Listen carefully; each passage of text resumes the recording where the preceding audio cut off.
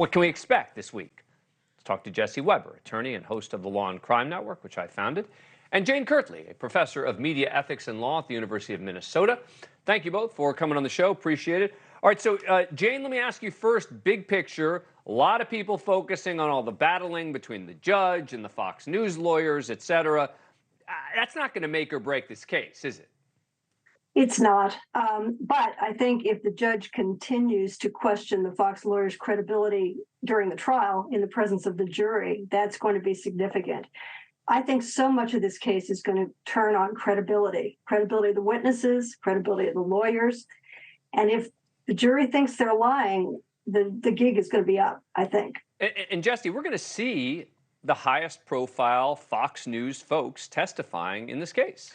That's 100% true, and they are the central figures in all of this. I got to say, in a case that's about credibility and truth, I don't know if you want to call it ironic or not that they're getting into so much trouble about being truthful or credible. Look, I think that these are media-savvy people, right? When we talk about Tucker Carlson or Sean Hannity, but they have a lot of explaining to do, because one of the biggest pieces of evidence, like you mentioned, when we're trying to find if something's actual malice, when they are doubting the legitimacy of people like Sidney Powell, when Fox News received thousands of communications and emails from Dominion saying your reporting is false, how are Sean Hannity and how are Tucker Carlson going to explain it? Remember, Fox News is limited in their defenses. They can't just say it's opinion. They can't just say, well, we also have reporters who fact-check this. That doesn't wash away what they said in prime time. So Fox News's hands are tied on a lot of their defenses. But Jane, why can't Fox simply say, yeah, we had doubts. People have doubts a lot. I have doubts sometimes. I have people who come on the show. I know I disagree with them. I have doubts about what they're saying. And that's not, libelous, and yet that is what Fox is going to say. Yes, we had these people on the show. It turns out what they said wasn't true. We had some doubts about it, but there's got to be a First Amendment protection. What do you make of that argument?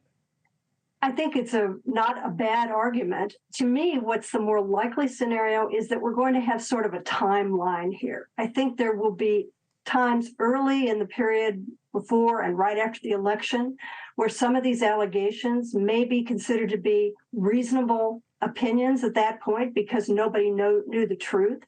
While the lawsuits were pending, I still would say that Fox has a good argument that they're covered by the so-called fair report privilege that allows journalists to report on government activities, even if they have serious doubts about the truth of the allegations. So I could foresee a situation where the jury's going to find for Fox on some counts, Dominion on other counts, depending upon when these statements were made. I also think an interesting question is actual malice for the pundits, for the hosts, for Tucker Carlson, the same as actual malice would be for a reporter, for a journalist? Mm-hmm. I don't think we know the answer to that because the pundits are paid to be provocative. Mm-hmm. They're paid to engage in hyperbole. And I just question whether they're going to be held to the same kind of standard that you would hold a regular news journalist to. Thank you for watching.